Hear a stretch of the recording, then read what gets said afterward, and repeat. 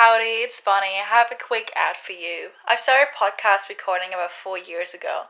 Always been on the hunt for a good platform to invite my guests and conduct the interviews. One that would allow me to have control over the audio quality and one that would assist me once issues arise. It's now super easy to record a podcast with Zencaster. Log in using a browser and start recording a high quality podcast right away. Record studio quality sound and up to 4K video with a few guests.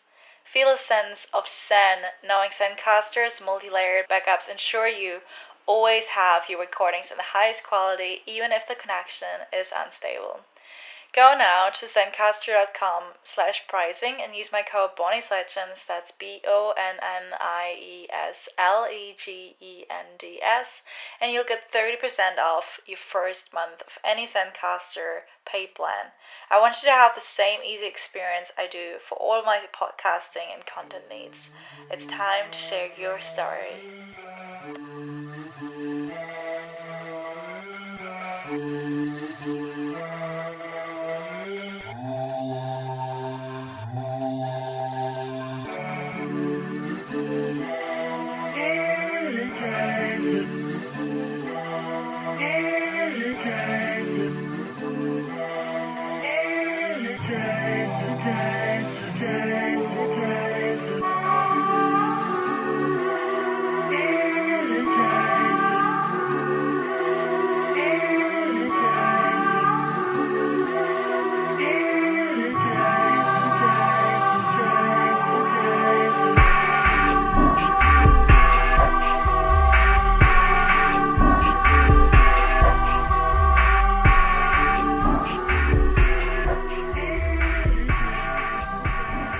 Howdy, and welcome to another episode of Bonnie's Legends. It's me, Bonnie, and today my legend is Sarah Gross. And we talked everything about her just released EP called The Library, basically how the concept of the library comes from her grandmother.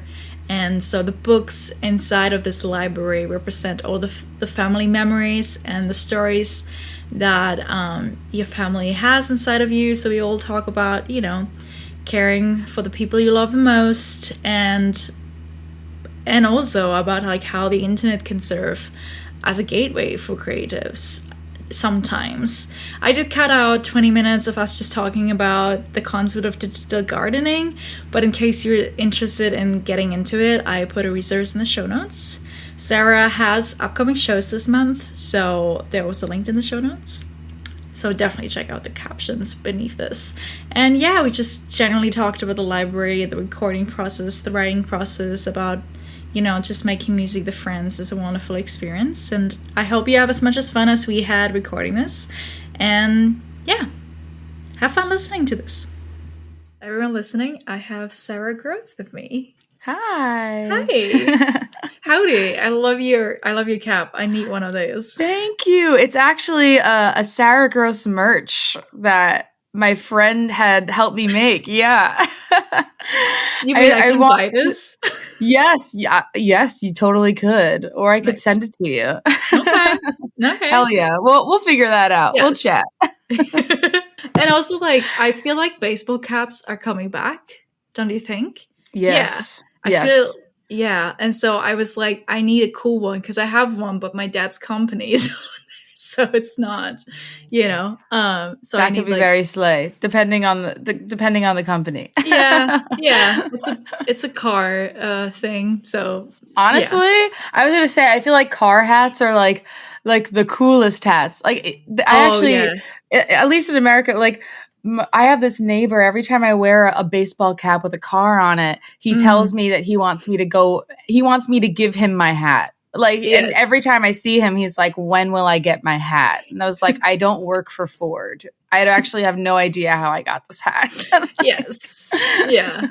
That's actually, maybe I should wear it more. But yeah, I need another one. I cannot of course. Wear one. Yes. I got you. Nice. Perfect. Yeah. Okay. Well, that was a cowboy ad side section. Cowboy ad. Yes. And I feel like people say it's a trend now or something. you know, and then you will like never wear it again in a year. But I feel like no, like I feel like for me this is life. This is who you yes. are now.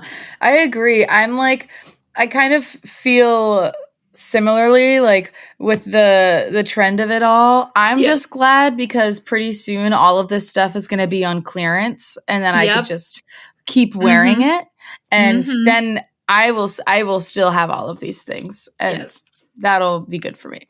Yes, 100%. And, you know, as you said, you do sort of country-esque music. And so, you know, it works. Yeah. Works well. I write cowboy poetry. You write country songs. So, you know. So cool. Well. Oh my gosh. I need to know more about that at some point. Let's trade. I'll give you a poetry collection. You give me that. Yes. Yes. This is what art is made for. I know. Yeah. Talking about cowboys, that's actually how I found your music. I found the tortured cowboy version of Naturally. And I was like, I love this song. This song's gonna be listened to forever. So. Thank you so much. I'm so glad. It's so funny. I feel like that's the version that most people have found or found my music through. And it really was kind of like, I almost didn't release it because it was just kind of sitting in my demos for a really long time. And I thought it was maybe too sad for people to like it. It is sad. Yes. Yeah. Well, I'm glad it resonated. Yes. I mean, yeah, everyone who's sort of into the cowboy aesthetic, as we talked about, and got their heart broken, I think, loves the song. Yeah. Thank you. Yeah. That was of your album, like last album, The Killjoy. Yes. Yeah. You got it. I got it. I'm not good with names, so I chose kind of the perfect profession for that. Same. You meet a lot of people and you forget a lot of names. Yeah. Totally fair. But yes, it was off my first record, and the song, like, I had written a version of Naturally that was completely different. And like the verses were completely different, but the choruses were the same. And I just felt like it never truly clicked for me. And it almost felt like this like disco track. And I was like, this isn't quite what I want. And I had kind of put the song on the back burner. I did not record it when I had initially recorded all of the songs for the Killjoy with my band. And then I went to my friend Dan Harris, who's also in a band called Shallow Alcove, but we collaborate sometimes. And I put the song in front of him and he was like, I think I want it to be devastatingly slow. Yes. And I was like, well, I don't know how to sing a slow song without turning it into a country western song. So that kind of was how it was born. And then we were just kind of sitting at the piano, and then the verses, I wanted to maintain a little bit of like the previous lyrics from the last one, but the whole like, you're not a god, I'm not a saint, I felt like that just kind of like happened in the moment, and felt like, oh, this is the song. This is what it's meant to be. And so I had the tortured cowboy version of it, and then I thought, well, I think this structure, these lyrics would actually fit nicely with the drums that I had originally. So I started kind of Frankensteining the song, and that's how Naturally, as you'd hear it on the album, kind of came to be. So it all stemmed from Tortured Cowboy version, and I feel like that kind of influenced a lot of my music now. So nice. Yeah, I remember listening to the Tortured Cowboy version of it, and I was like, oh, so this must be like an individual version to it. There must be another version of the song out there. And then I listened to it and I was like, oh, it sounds sort of, you know, but you couldn't really decipher which one was first. So that's nice to know. Yeah, like, the chicken or the egg. Yes. Yeah. Yeah, it was a little bit of both. Yes, that's cool. I love that you describe it as like Frankensteining it. That's a very good word to describe a lot of things that are made, right? Like, Yeah. yeah. I Nice. do that a lot because I produce a lot of my own music, or usually I'll track a little bit of the songs and then with someone else, and then I'll take it back to my home studio and I'll finish the song alone. And that's usually when the Frankensteining happens because I can't stop thinking about it. Yeah. No, I feel that. No. Yeah. As a writer, I feel like I've written so many lines for something else and then put them in another poem, and then people ask me, or like in novels, it's usually fine because you go for so many revision parts that at the end when the book comes out, I have no idea which scene made it and which scene didn't because all of them are in my mind. So it's really funny whenever someone asks me like what my favorite scene is, and then I mention one, and they're like, I don't remember reading that one. And it's like, that's interesting. I cut it out. Yeah. Yeah. Well, it all feeds into something. Like art is never a waste of time. Nope. And you really don't know what it's going to lead to. Like I thought at some point naturally was a waste of time and that it was never going to go anywhere. And, here we are. Yeah. I love that. Yeah. So, maybe for listeners who know only maybe you only know naturally, or don't know you at all, maybe you can give a little bit of an introduction. We already mentioned the Killjoy, but maybe anything else that you want to shout out that you put out. I'm a singer-songwriter based out of Long Island, and I've been writing and recording and performing my music for a few years now. But I started out as an audio engineer, so I've kind of been on this journey, of finding my voice and creating this artist project. And I'm just so happy to be here and making music. And I guess I make sort of like Americana pop music. Mm-hmm. I describe it as if Sheryl Crow had a bangs phase. Maybe that's what my music sounds like. I love that. That's a very good description. Yeah. Yeah. I love her. She's great. Yes. Yeah. I haven't watched the documentary yet. I still have to watch that one. Same, actually. Nice. I need to. Yeah, but I feel like there's so many, I don't know, there's so many biopics, so many documentaries you never get behind. I know. I'm like obsessed with them too. Like I'm in a phase right now where I'm like only watching music documentaries, and there's so many of them. It's crazy. Nice. So I'm in my catching up on all the sitcoms and TV shows, and you're in your music. In my documentary phase. It makes me feel like an intellectual, but it probably isn't helping all that much. Well, you catch little things here and there. Definitely. Yeah. Nice. Okay. I also wanted to say, I didn't write it down in the notes, but I also wanted to say I really love Margarita. Oh, thank you. Yeah. Yay. That one, I feel like that's like an underrated song in my opinion. Yeah, because like, as I said, I found new music for naturally, and then I was listening to it for a bit, but I remember when Margarita came out, I was like really deep down in it. Yes. Oh, that makes me really happy. Because actually, funnily enough, Dan Harris, who worked on Tortured Cowboy version, also worked on Margarita. So maybe you just love Dan Harris. No. I love your music. Thank you. But I'm going to check out his great work. too. Sure, his band is amazing. Oh, he's from Shallow Alcove, right? Yeah. I listened to them as well, so it makes sense. The dots are dotting. Yep. Next guest. No. Yes, you would love them. Love them. So I felt like I needed to shout it out because, as you said, I feel like people, it came out and then people moved on. And I'm like, how can you move on from that song? Thank you. No, it's probably one of my favorites in my catalog. And I love actually performing that one live because I play it with the full band. Yep. And the recorded version has a lot of synths and harmonies and layered acoustic guitars on it. And so, instead of trying to just replicate that, we made something completely different. Mm-hmm. But I also just have such sentimental value to the song. So, yeah. Yes. I love that. Yeah. Yeah. Yeah, nice. But we're here as mostly because you just released an EP called The Library. Yay. Yeah, it came out last Tuesday for us. How are you feeling about the release? It's been out for a week now.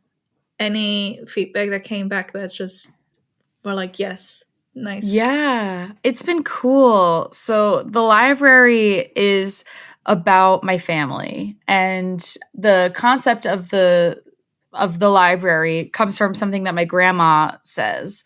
And she's about 86 years old, and Wow. she's this little tiny Italian lady, but her personality is Yes. just double her height for sure. And she's always telling us that we need to write down these familial anecdotes in our family history because, in her Yeah. words, when I go, the library is closed.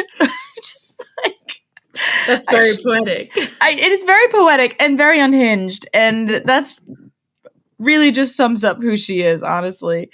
But I love her. I grew up with her. Like, she lived in my house growing up as a family. Yeah. So I have a really close relationship with my grandma. And, we were always kind of joking about this, but it really made us think about, we live in a time where we can document so much of our history, but oftentimes we just get so busy, we just kind of forget about it until Yeah. it's too late.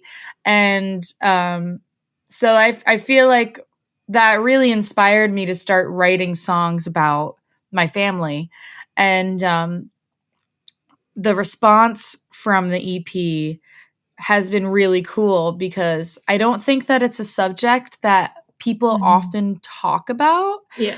and maybe not candidly either. So I feel like I've been getting so many different responses from the EP of people saying, like, maybe someone said it inspired them to reach out to a family member they haven't been talking to, or, just missing their mom or something, and I think that has been the most moving response that I've ever gotten from my music is the way that everybody has a family, and everyone has their own unique connection to their family. So if my songs are speaking to any of that at all, that feels really cool. Yeah. I remember, when Sibling Song came out, because that was the single, I texted you immediately and was like, oh, this was very healing to hear. Yeah. Yeah. And it's healing for me too. I mean, family is such a complex dynamic, obviously. We all know this. And it's not an easy one at that. And even if you have a good relationship with your family, it's still difficult. And I feel like, writing these songs was kind of healing for me to accept certain things about myself. Yeah. Nice.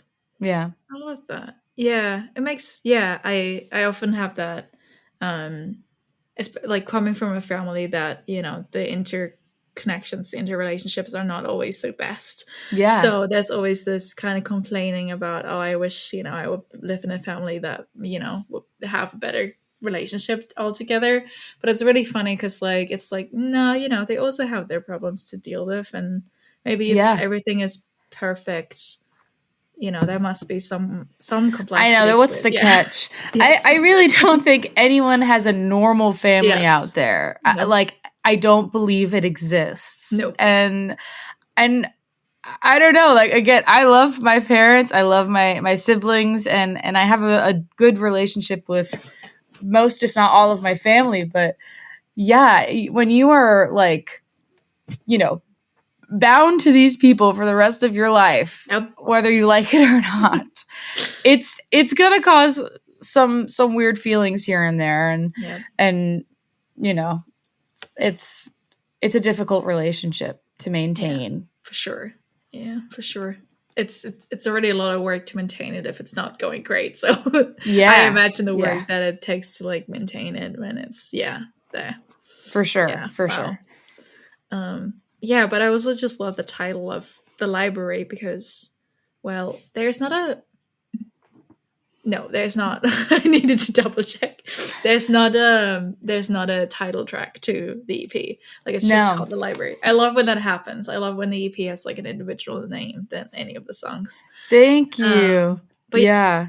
as a writer, and I love books obviously, and so it was, I love that it's called The Library, because just as a reader you can like picture a lot of, and like a library says that there are a lot of stories that are told there and you can read and observe. So yeah, it was Yeah. kind of a concept. Yeah.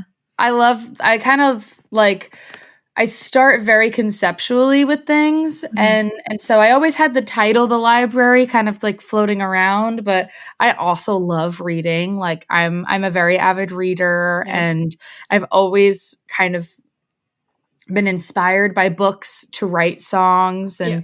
and just stories in general. And so I feel like it kind of just worked out perfectly, where like the concept was something that I could really dive into and have fun with, and as Yeah. far as like the marketing goes, but also like has sentimental value.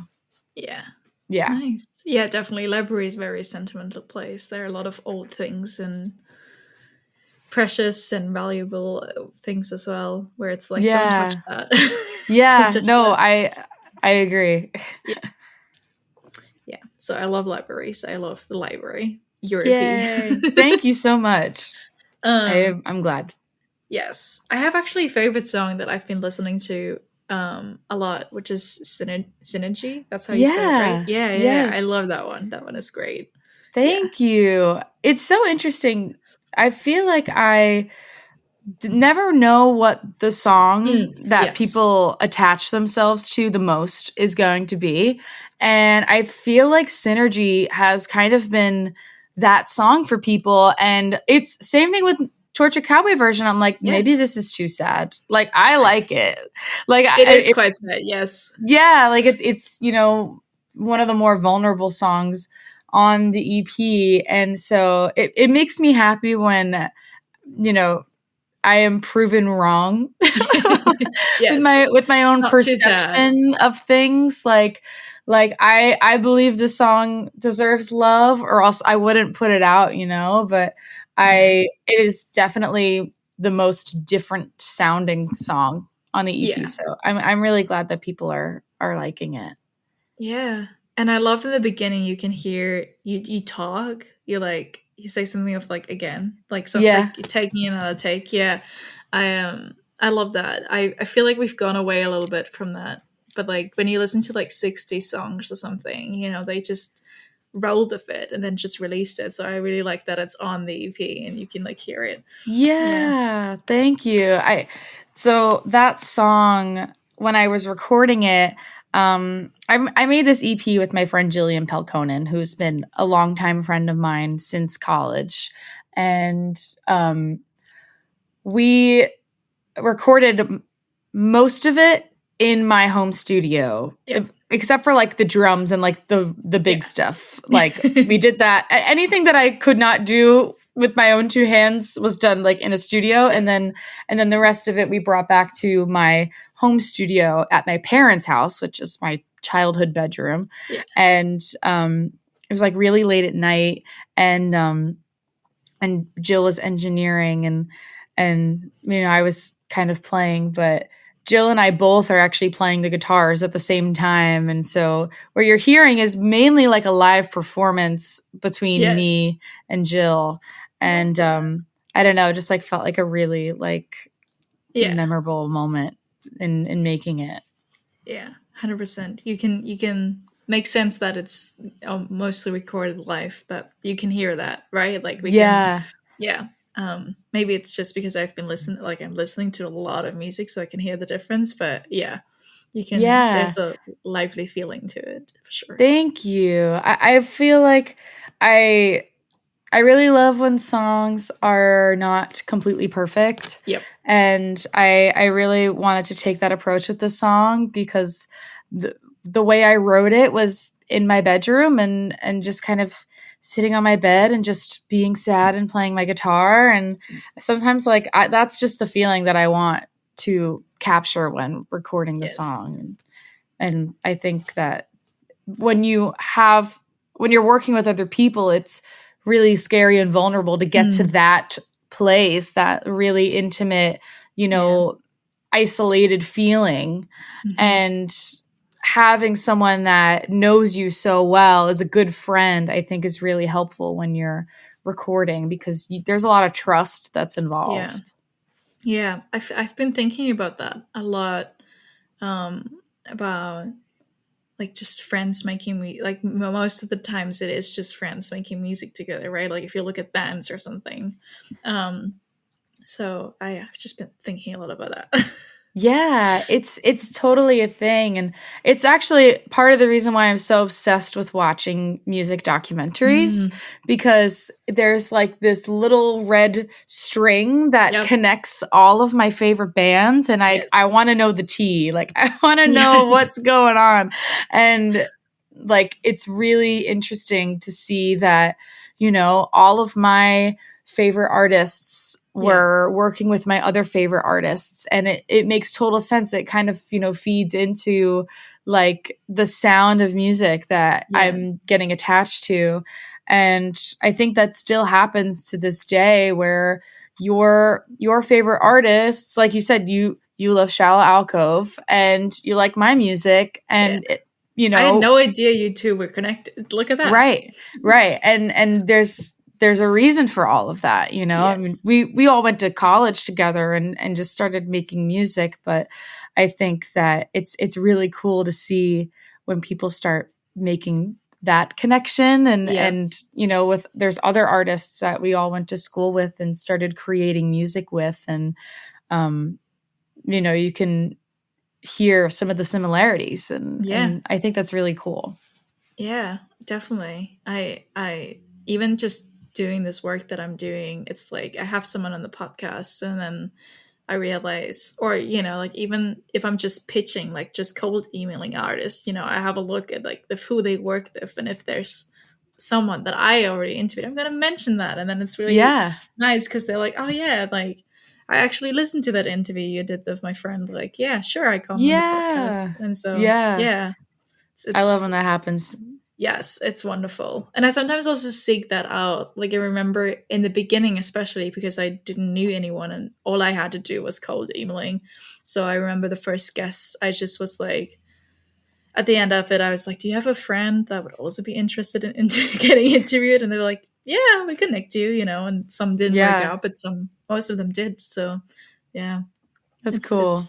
The internet can be a really awesome place sometimes. Yes, sometimes. For that, internet friends and connections like that, yeah, for sure. For networking, it's awesome. I love the many people I feel like most of my friends I have met for the internet, so that's pretty cool. Yeah. Same. It's a miracle, honestly, like how these little actions, you just don't know what's gonna pop up and what's gonna blossom and grow from certain things. And I feel like I've had to learn that in a lot of different ways. But the internet, honestly, is always the shocking one for me. So yes. Yeah, it is. I've been, there's always a lot of I love when there's discourse about using the internet on the internet. It's so paradox in a way. It's like sure, get off your phone if you're reading this. Like we wouldn't even discuss this if we wouldn't be reading this like on the internet right now. Like right. There's so many. It's quite a fascinating. I don't know, a fascinating thing that I feel like generations after us will likely like analyze. Like we're too deep into it to analyze. So true. I hope that's a hopeful way to look at it. Yeah. Like maybe, we are totally abusing the internet right now, and maybe future generations will just know how to handle it better. And hopefully. I like to think of it that way, other than like just impending doom, Yep. For sure. Let's talk a bit more about the EP. Yeah. What goes hand in hand with the library? Good plans. Yes, it's very true. Yeah. From an aesthetic point, library needs plans. It's like my whole Pinterest board. Yes. No, I was thinking of that. I was thinking of that when I see like your cover artwork. Just it seems like like I have a bunch of Pinterest boards, and so I would add it to my Pinterest board because it's Oh, just that is the compliment of the century. Thank you. That's I all I nailed strive it. for.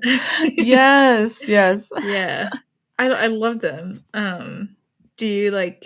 I don't know. Maybe talking a little bit about the artwork. Do you like come up with the ideas yourself? Do you have someone helping? Probably, but you have someone helping with you.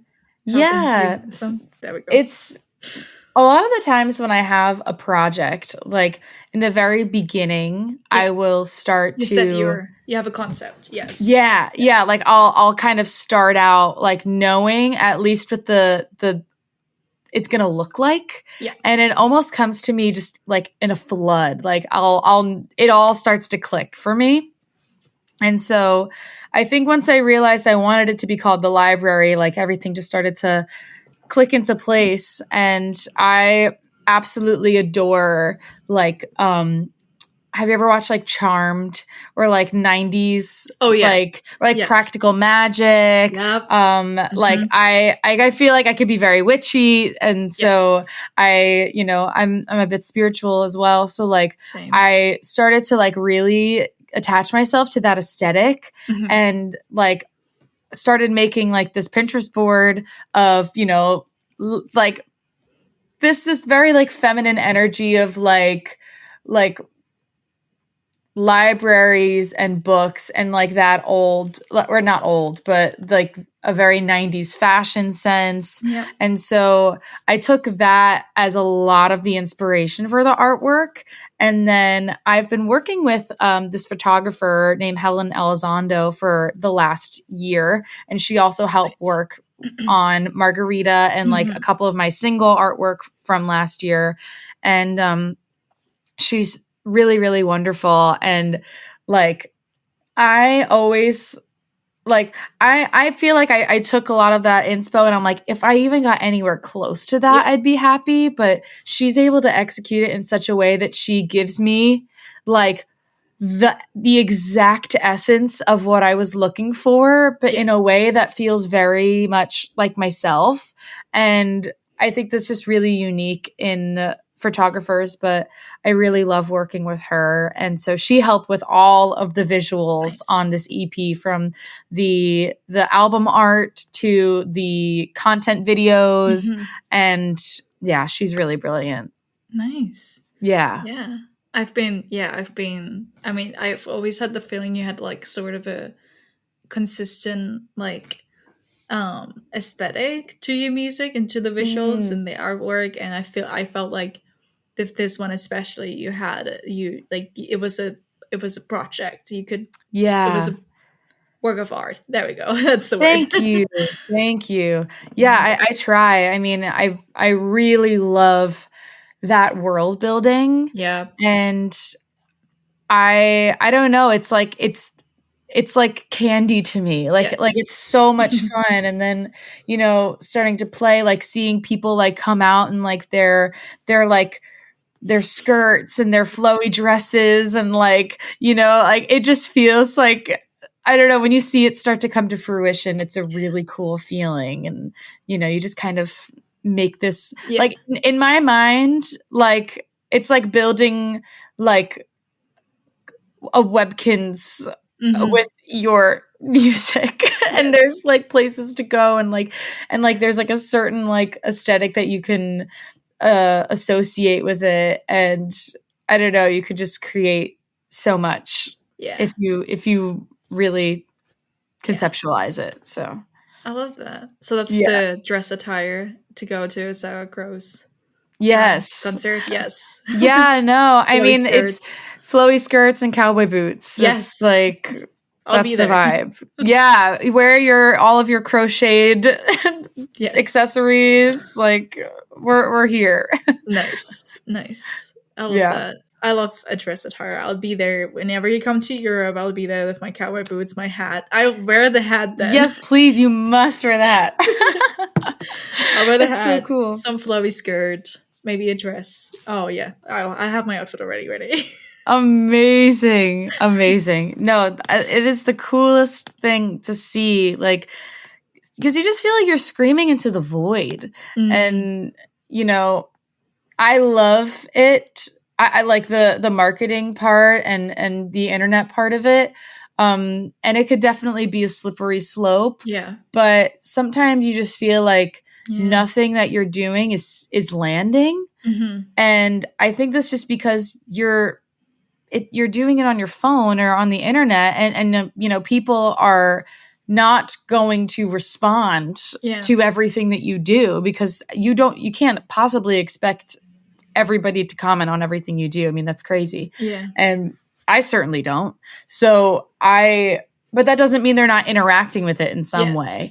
So when you play a show live and then you see that some of those things are sticking, like, you know, me releasing a song and then you're in Europe and you found my song and now we get to talk about it. And like, those are the kind of experiences that you use the internet for. And it's a kind of like a gateway into those manifestations in a community when you're performing live or getting to do something, you know, beyond Instagram. Yes, definitely. Have you been playing a lot live? Yeah. Nice. Nice. Yeah. We're just starting this little tour right now. And I mean, I guess I'm always quote unquote on tour. Like I'm always performing somewhere or traveling somewhere, but we're really going to try and get out there a little bit more this year. Nice. Yeah. Talking about playing live then, is there a song of the EP you haven't played live yet? Or would you say you have played all of them live? Now I've played all of them live. Nice. Yeah, I haven't really moved away from the Killjoy stuff until like the last month or so. Yeah. But that came out like last year, right? So. Yeah. So and I think that's, you know, by the time you release music, you've already mentally moved on to the next thing that you're working on. And so it's a nice reminder of, you know, all of the hard work that you put into this project when you get to perform it live. Right. And so now I get to kind of relive those experiences with the Library EP. And I'm really excited for people to kind of get to know these songs a little bit more and play it live and just see how that feels. Yeah. What's your favorite track of the EP? I think my favorite one to play live is New Impressions. I was thinking of that. I was actually just thinking of that song. Yes. It's been really cool. And it's definitely a vibe shift, like when I'm performing it. But like when I wrote that song, I actually wrote Synergy and New Impressions on the same day. And I had tuned my guitar in like this weird way. And it started out with Synergy. And then I wrote New Impressions kind of immediately after that. And when I was singing it in my room, it was just so devastatingly sad. But I feel like when I started thinking about how it could be produced, I really wanted it to be like this, like almost like Boy Genius kind of feeling and just like this indie rock, like an Oasis kind of vibe. And I, you know, bringing it to the band was like, felt like really, really fun to explore.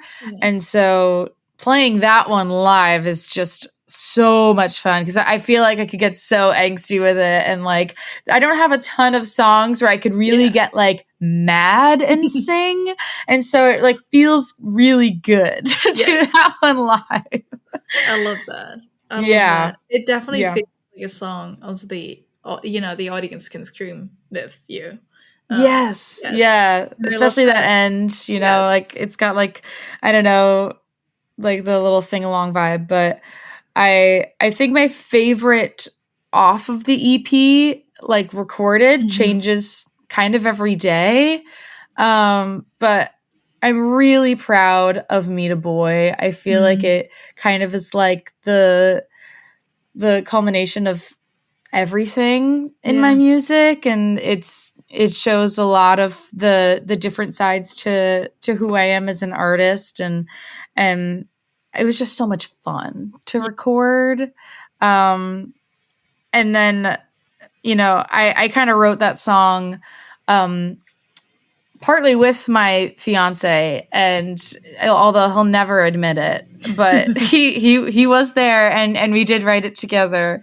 He does not like attention at all. Like we are polar opposite people. He's gonna listen to this, be like, "Oh no, I was mentioned." I know. He's probably. I mean, he's in the other room right now, and he's like, "Oh God," he's telling all my secrets. But we did write the song together, and in my mind, and I don't always love to like say what the meaning of the song is, because I want people to interpret it in their own way, and insert themselves into the story. But the way that I think about it is the very beginning of our relationship, back when we started dating in high school, all the way to now. Yeah. And I didn't know this at the time when I started to promote it and make this release plan, but I didn't realize I would be engaged by the time it came out. So it feels nice. like I know. So it's really like, I don't know. It just is really heartwarming and exciting for me to sing that song now, because I can't help but think of, our relationship, and, it's beautiful. It's cheesy. Yeah. Yeah. No, that's beautiful. I remember I was waiting that song. Like, you teased it, and I was like waiting for the song to come out. And it was definitely like its own thing. Sure. Yeah. Thank you. Yeah. Nice. Well, also congratulations, by the way. Thank you. Oh yeah, when you talked about, not giving away the meaning of the song, I can, like, as a journalist point of view, that's usually what journalists are interested in, right? And like, I do not really like, because, maybe because the music, as you said, when I listen to the song, I think of something totally, like, something that's related to me. And so it's I rather like getting a response, like when I say, "Oh, what's your favorite song?" or like, I rather interested in how it was recorded or produced, or like how it was written, than what it actually means. Because we can read the lyrics as well, we listen to the song, there's no much need else to like give it a story as well, like maybe some super, like, I don't know, maybe fans of Taylor Swift are into, like, yeah, but like I get that, but like it's like I rather, and as well, like, as I feel like, so I usually get the response back of like what the song means, although I didn't even ask that per se. And it's really interesting that that's just the way media is trained right now. And I'm just like, you don't have to tell me what the song is about. Yeah. It's something I think about a lot too. Like, I'm a fan of Taylor Swift, and, I love her music, but it's almost impossible, but not just with her, but kind of just maybe the aftermath of her impact, maybe, to not listen to a song and start thinking about, and listen to a song and not start to think about how that song was written, and analyze every single lyric and every line. But for me, as an avid, I love to read, like I said, and I love literature, and I never criticize, Sarah J. Maas for not being a fairy and talking, like, or I don't always criticize these people for not having experienced the thing that they're writing about. And I think about songs in a very similar way, where you could be very inspired by something in your life, but you don't have to dictate the exact way that things happened. And I think of it only because I think it can be very limiting as a writer. And I think you're trying to capture the spirit of something rather than being so hyper specific, because that, I think, in my opinion, you start to lose people because then they take themselves out of the narrative. And, but I also just feel like it could be fun. Like I try not to take it so uber seriously sometimes, and just try and make a song that I really enjoy singing, and that I feel close to in some way. And I don't know. And there are certainly songs that are very autobiographical, and it is exactly the thing that happened in my life. But I don't know. I think coming from a literary lens, makes me not think about writing songs in that way personally. Yeah. I did my first poetry reading in New York, actually, when I was there in December. And cool. You have like 2 turns, right? So you read like 2 poems, and the first one was quite metaphorically and quite open, and it landed well. Like both of them landed well, but the first one got like, an applause and like, oh, let's hear the last line thing. Yeah. And the second one was quite specific. Like there was a lot of specifics, names were mentioned, and so it was just a longer one. But I had the feeling like the first one landed a lot more, and I felt better about reading the first one than the second one as well. Yeah. So that was an interesting where I was like, yeah, I'm probably gonna keep all the lengthy and name dropping ones for myself. Sure. Yes. Yeah. Yeah, and you should write those. Yes. We are just for yourself. Yeah. Yeah, and I certainly have like songs or things that I've written that like probably will never see the light of day. And I think that someone said, I really forget who it was, but it was really good advice that I read somewhere, where they said, make the first version of what you write something that only you would ever hear. And more often than not, those are the things that stick around because they're so authentic. Mm-hmm. And there's no saying that you can't go back and edit and and change things and let it evolve a little bit, but like naturally. Yeah, exactly. And I do try and do that when I'm writing songs, and then kind of sit on them for a while and just kind of polish them and create like the piece of art that evolved over time. But it's like setting boundaries within yourself, separating yourself from your artist self. Is something that we all kind of need to discipline ourselves with sometimes. Yes, need to learn. Yeah. Those 2 minutes of yours were just gold. Thank you. Gold. Amazing. I'm glad my oversharing works out sometimes. No, it was just like really poetic and like inspirational. I feel like everyone can take a lot from that. Definitely. Thank you. Yeah, most of the times, as you said, the first version, the first draft is usually the thing that no one else reads. Like that's usually, Yeah. Right. And if I think back to that one poem, that was definitely the first draft of what I've just written a week ago. But I did want to share it. And it, if I wouldn't have shared it as well, I think I would never have realized how it actually makes me feel when people observe it. So, yeah. That's such a real feeling. Yeah. I'm wondering we don't have time to talk about all of the songs, but I'm wondering if you wanted to specifically had another song in mind that you wanted to talk about. Like we talked a little bit about Synergy, New Impressions. We talked about Meet a Boy. The sibling song we vaguely mentioned, but let me have a look at the set list. Oh, In My Nature. Oh. Yeah. Talking about digital gardening here. We could have Yes. Do you wanna talk a little bit about that song? Yeah, I would love to. So I got a kettle, like a tea set from my cousin, and which is the first line of the song. Yes. And that is something that really happened. And I had come from a very large Italian family on Long Island, which most people do that live on Long Island. But I'm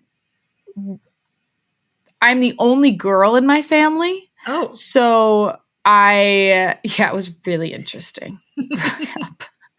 Talk about family complexities. Yeah. Yes. Oh my God. I mean, it was honestly hilarious. And like, I definitely grew like thick skin from it. Because all of my cousins were boys and I'm the youngest as well. So now we're also, we all keep in touch. But I was definitely like the annoying little sister, and I acted like it too. Like yes. I took it as a badge of honor, but, being the only girl in my family, I am the recipient of a lot of really weird stuff, because usually when it comes to like family heirlooms and things, like if a woman dies in my family, then they're like, okay, well, who is the next like woman to accept these things? And it's just me. Like it's either my grandmother or it's me. Or my aunts as well. Yeah. And so when everybody just says, no, I don't want this, I am the last person that just ends up getting it. And I didn't ask for these things, but now I have them. And I'm like, I really don't know when I'm ever going to use this, but thank you. And so it kind of got me thinking on what else do I inherit that I didn't really ask for. And so it started with the kettle, which was just kind of like a funny story, but then it started to evolve a little bit into like the other things that I've kind of taken on in my family. And, my dad is, he works for a teachers union here in New York, and like he's an activist, and he's really headstrong, and he's such a leader, and I always think about him, and I think for a while I started to interpret being strong as being stubborn, and so that's kind of where that second verse came from, and then also like the line about somebody must have lost their marbles, I wrote, and now it's my mess to clean up. Yeah, it kind of comes from this thing in our family where we're all kind of like we'll take care of it. It's fine. I'll just do it. I'll just do it. And so that kind of came from my family as well. And then obviously the last verse about my mom is 1000% true. And I do feel very lucky that I look like my mom, and I think she's the most beautiful woman in the world. And I if I could just be like a fraction of who she is someday, I'd be happy. And she definitely does overdecorate our kitchen though. And that is like, I love performing that when people who know her are around. And so, I feel like I just wanted to like kind of pack it with all of these just things. This one is definitely autobiographical. Like this one is really about my experience and kind of sums up. I call it the thesis statement of the project, because it's, kind of encompasses all of the feelings. But I that song almost did not make the EP at all, because we just couldn't figure out how to produce it.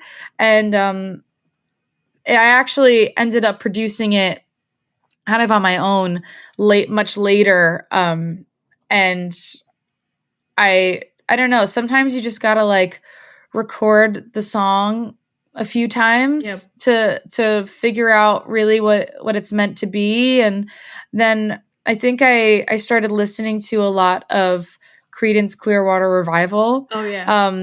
And I loved and like Neil Young, like I really love those harmonies that are on their music. And just kind of like that old like 70s country vibe. Magic. And and so I once I started to put myself in that headspace, and I just kind of produced it all on my own, and now it's there, what we hear now. Yeah, nice. Yeah. So just time wise, I think I'm interested like when you started writing or like thinking of this EP, because as we said, you released an album last year, The Killjoy.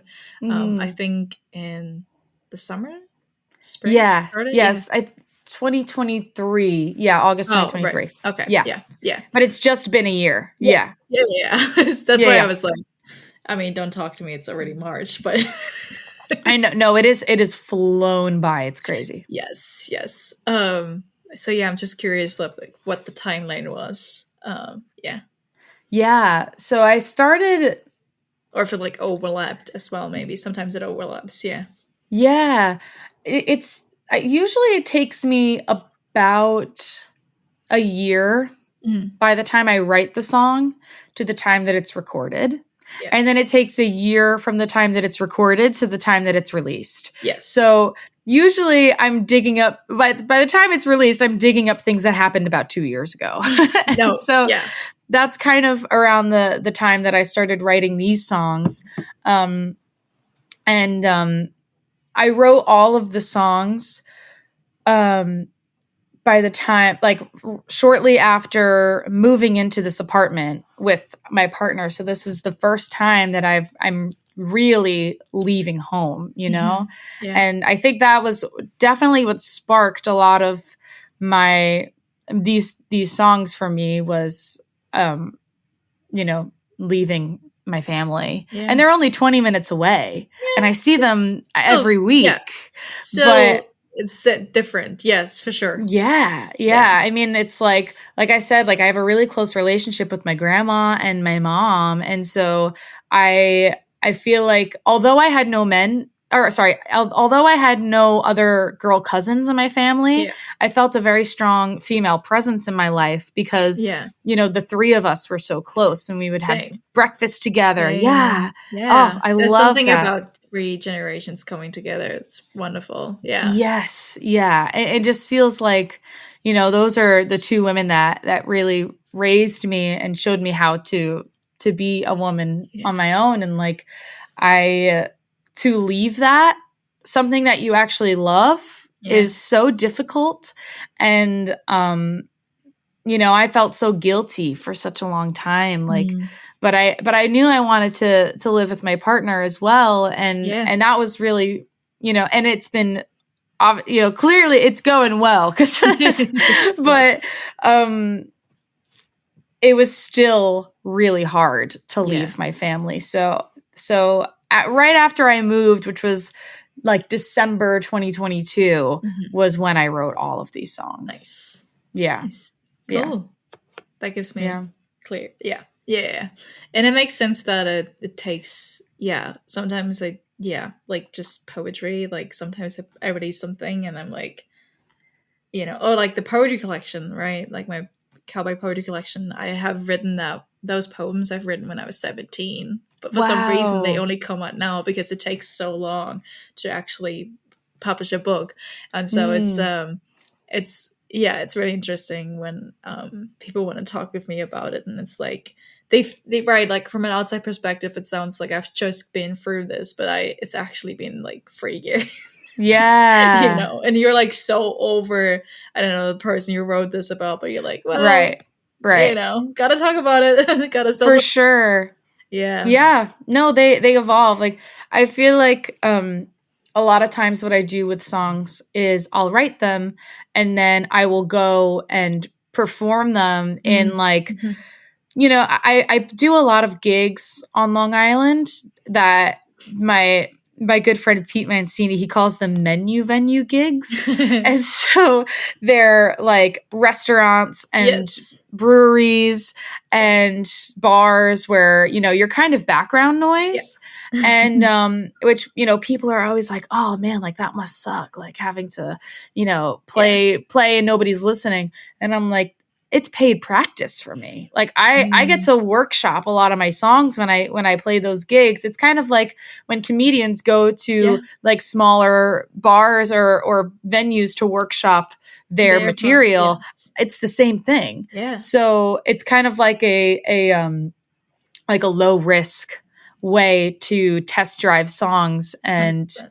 Practice banter and practice phrasing and, you know, just learning the songs a little bit. So a lot of times even what I think is the final draft of the lyrics kind of change slightly over time just from what feels the best when I'm performing them. So I like giving my songs a little bit of that time to just breathe before I record them. That's definitely the message from talking to you, that you need to you need to be patient and like leave things sometimes just there and give them air. Breathe. That's beautiful. That's a very good reminder for myself as well, because sometimes you get so in the rush of like, oh, I need to like, you know, like, or you've written something and you're really proud of it and you immediately want to share it, but then it's like, I should give it a little bit of time. I get that feeling too. It's like when you love something so much, that's the thing that you're excited about. And deadlines can be good. They can put you, you know, in a really determined headspace to get things done, which is definitely helpful. But yeah, there's definitely a concentration now just in every field where everything you make needs to be monetized and it needs to be spectacular. And if it doesn't blow up on the internet, then it was a waste of time. And all of those things could not be, you know, less true. It's really I don't know. It's a weird time to be an artist these days in every sense of the word. And 100%. We're taking in so much and consuming so much information, and art is there to interpret and process a lot of these feelings and emotions. And as we know, that does take time. And I don't know, you just got to give yourself a little bit of grace. Yes, definitely. I love how we went full circle to the internet again. Yeah, you're right. The internet. It's everywhere. But guess what? You're listening to this, well, because you have internet. Yes, it's true. It can be good for something. Yes. We're here on the internet, so. Absolutely. Yeah. So, I think I'm gonna ask one of the last two questions that I have. And I've been having this podcast for 5 years now. So this is called Bonnie's Legends because you're my legend today. Thank you. But it also makes me question, like, who is your legend? Like, who is someone you would love to talk to? Or like someone you just simply look up to. Like, I had everything from answers of like everything from like my mom to like, I think someone mentioned Dalai Lama actually once, but like, wow, yeah. Oh, okay, cool. Or someone musically, just you can also pick like a few. You don't have to stick with okay, cool. I guess I'll start with the music one. Bruce Springsteen, hands down. Yep. I mean, he's the man, and I feel like it's so funny because I'm so afraid to talk to my heroes. Like, I don't need to meet my heroes. I'm okay not. If I ever got the opportunity to, it would mean that I had done something really significant to be in that room, you know? But also I'm just so petrified to talk to them. Because I don't want them to ever come down off of that magical cloud that they're living on in my head. Yeah. But Bruce Springsteen, my dad put me onto him when I was pretty young. And, you know, it was always in the car. And I remember watching his Super Bowl halftime performance. I think it was like 2009. And that was the first time I had ever seen him perform, like just in general, like just on TV. Yeah. And I was like, that's it. That's what I want to do. Like it was very, it made such an impression on my 9-year-old brain because he was just so electric, and his band, the way that he interacts with his band and makes them a part of the story was so cool. And it still is. And I finally got to see him actually the day that the Killjoy had come out. That's genius. Yes, it was this serendipitous thing. I was not planning on going, and my now good friend Joe Leone, who plays keys in my band, he's a huge Bruce Springsteen fan, and he was giving away a couple of tickets to the show. And my guitar player Jackson happened to be in town because we were going to be playing these shows to celebrate the album release, and we had the day off. And I'm like, oh my gosh, like we're actually going to be able to see him tonight.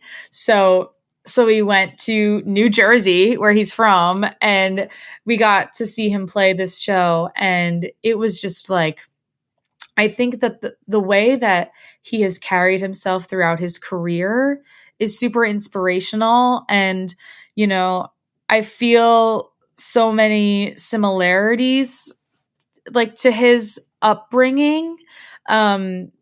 Just, he grew up in New Jersey. He still lives in New Jersey. Like he's just kind of like this family guy, and he has made this career, but has also remained very, very humble despite all of the stardom. And like everyone that I've ever met in the music industry that has happened to either work with him or know him or be in the room with him, they've all said the same things about him, that he's just a really stand-up guy. And he is like a class act. Like that is like the blueprint of how you walk through this music industry and remain true to your craft and find the joy in music after all of those years. Yeah. And, he just seems like a really good boss. And I think, I don't know, that's definitely a lot of why he inspires me. Not just, and his music is such a clear influence on my music. And his songwriting and his lyricism I could talk about forever. But I think he achieved legend status to me because definitely. Not only is he a fantastic artist and a true artist at that, but he's also been able to remain like really humble and honest in his work. So yeah, I really look up to him. I love that. Okay. Well, last question is, if you want to shout out anyone that worked with you on the, I know you have mentioned like a few people that worked on a few songs, but anyone, I take this always as like the credits at the end of the film, that roll. So if you want to shout out people, yeah. Absolutely. Well, I want to shout out my new friend Bonnie for putting me on this podcast. It's been so lovely to talk to you. I had an opportunity to wear my cowboy hat. Look at that. Yes. Dreams do come true. But I'd really love to shout out my two managers, Nick Petta and Andy Torres Lopez. It's my whole team, just three of us. And, I have no label, no booking agent, no publisher, nothing. It's just us. Yeah. And so we've kind of brainstormed all of the logistics for this project together, and they've just been so wonderful and so helpful. And I'm really, really proud of the three of us, and I love working with them too. They're just really good friends and people that I'm lucky to have vouch for my music. And so definitely them. I want to shout out my friend Jillian Pelkonen, who I co-produced this EP with. And she also helped with the Killjoy as well. And it's just been really cool to work with her. And then Shane Patterson and Nick Starantino, who helped mix the songs. Nick actually let us record a lot of like the drums and the guitars and stuff in his studio, which was really, really helpful. And then definitely, and then Helen Elizondo again for the visuals. And also just like, I don't know, anyone who's like out there listening to it and like, if it resonates with you, I'm really, really grateful for that. I mean, that's like it's not, I make music for myself, but I share music in hopes that it can connect with other people. Yes.